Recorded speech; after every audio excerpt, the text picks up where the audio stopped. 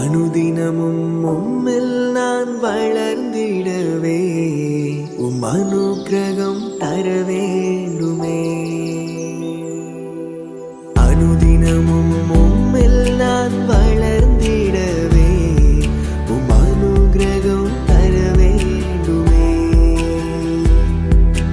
என்னால் ஒன்றும் கூடாதையா, எல்லாம் உம்மால் கூடும். அன்பின் இரட்சகராம் இயேசு கிறிஸ்துவின் விலையேறப்பட்ட நாமத்தினாலே உங்கள் யாவருக்கும் என் அன்பின் ஸ்தோத்திரத்தை இந்த காலை நேரத்திலே நான் உங்களுக்கு தெரியப்படுத்துகிறேன். ரோமருக்கு எழுதின நிருபம் 9ஆம் அதிகாரம் 33வது வசனத்திலே இவ்வாறாக வாசிக்கிறோம்.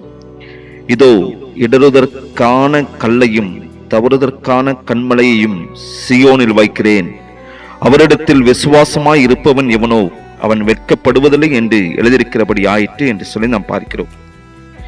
கிறிஸ்துவுக்குள் அன்பான தேவனுடைய பிள்ளைகளே, இஸ்ரவேல் ஜனங்கள் விசுவாசத்தினாலே அதை தேடாமல் நியாயப்பிரமாணத்தின் கிரியைகளினாலே தேடினபடியால் அதை அவர்கள் அறியவில்லை.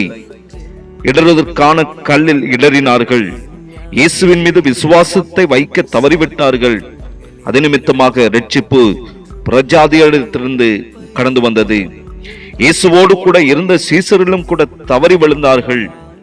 இயேசு சிலுவை பாதையில் கடந்து செல்வதற்கு முன்பு பேதுரு சொல்லுகிறார், உமது நிமித்தம் எல்லாரும் இடரல் அடைந்தாலும் நான் ஒரு காலம் இடரல் அடையேன் என்று சொல்லுகிறார். இயேசு சொல்லுகிறார், இந்த ராத்திரியில சேவல் கூவுகிறதற்கு முன்னே நீ என்னை 3 தரம் மறுதலிப்பா என்று.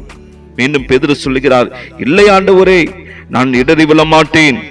இயேசு கிறிஸ்து திரும்பவும் சொல்லுகிறார், நானோ உன் விசுவாசம் ஒளிந்து போகாதபடிக்கு உனக்காக வேண்டிக் கொண்டேன் என்று. இந்த அநேக விதமான சூழ்நிலைகள் நிமித்தமாக இயேசுவை புறம்பே தள்ளுகிறவர்களாகவும், இயேசுவுக்கு கொடுக்க வேண்டிய முதலிடத்தை பணம் சம்பாதிப்பதிலும் சொத்து வாங்குவதிலும் நண்பர்களோடு சேர்ந்து சுற்றித் திரிகிறவர்களாகவும் இந்நாட்களில் இடருக்கான கல்லில் முட்டை இடறி விழுகிறவர்களாக காணப்படுகிறார்கள். இயேசுவின் மீது விசுவாசத்தை வைப்பதை விட்டுவிட்டு இருக்கிற வருமானம் போதும், இன்னும் கர்த்தர் என்னையும் என் குடும்பத்தை நடத்துவார் என்ற விசுவாசத்தை விட்டவர்களாக மனம் போன்ற போக்கில் சுய முயற்சியை எடுத்து இடறி விழத்தக்கதான சூழ்நிலைக்குள்ளாக அநேகர்கள் தள்ளப்பட்டு கொண்டிருக்கிறார்கள். ஆண்டவர் நமக்கு முன்பாக 2 கல்லை சியோனில் வைக்கிறார்.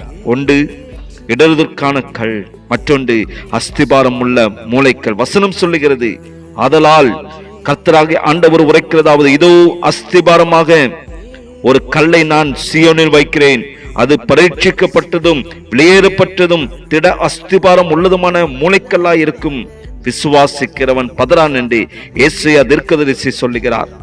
எந்த கல்லை நீங்கள் தேர்ந்தெடுக்கப் போகிறீர்கள் என்ற விருப்பத்தை உங்கள் கையில் கொடுத்து விட்டார்.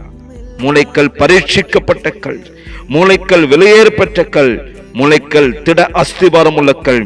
வீடு கட்டுகிறவர்கள் ஆகாதென்று தள்ளின கல்லை மூளைக்கு தள்ளிக்கல்லாயிற்று. அப்படி என்றால் யார் அந்த மூளைக்கல்? வீடு கட்டுகிறவர்களாகிய உங்களால் அற்பமாய் எண்ணப்பட்ட அவரை மூளைக்கு தலைக்கல்லானவர் கிறிஸ்துவே அந்த மூளைக்கல். வசனம் ரோமருக்கு எழுதின நிருபம் 9ஆம் அதிகாரம் 33ஆம் வசனத்தின் பின்பகுதி இவ்வாறாக சொல்லுகிறபடி, இயேசு கிறிஸ்துவினிடத்தில் விசுவாசமாயிருங்கள், அப்பொழுது நீங்கள் வெட்கப்பட்டு போவதில்லை. கர்த்தருடைய கிருபை உங்கள் அனைவரோடும் கூட இருப்பதாக. ஜெபிப்போமாம். நேசிக்கிற அன்பின் நல்ல தகப்பனை, இந்த காலை வேளைக்காக நாங்கள் உமக்கு நன்றி செலுத்துகிறோம். நீர் எங்களுக்கு அப்பா மூளைக்கல்லாய் இருக்கிறீர். நீர் எங்களுக்கு சகலமுமா இருக்கிறீர். ஆண்டவரே, உம்மை பின்பற்றி வருகிற நாங்கள் உம்மை மாத்திரம் நோக்கி கொண்டு அந்த வழியின் பாதையில நாங்கள் கடந்து வரத்தக்கதாய் தகப்பனை ஒவ்வொருவருக்கும் நீங்க கிருபை செய்வீராக. உம்மிலிருந்த அப்படிப்பட்ட குணங்கள் ஒவ்வொரு வாழ்க்கையில் வெளிப்படட்டும் அப்பா. தகப்பனை ஒரு நாளும் நாங்கள் பின்னாக திரும்பி பார்க்காதவர்களாய் கல்வாரி சிலுவைக்கு நேராக எங்களுடைய பார்வையானது எப்பொழுது இருக்கத்தக்கதாய் சீரான பாதையிலே நடக்கத்தக்கதாக ஒவ்வொருவருக்கும் கிருபை செய்யும்.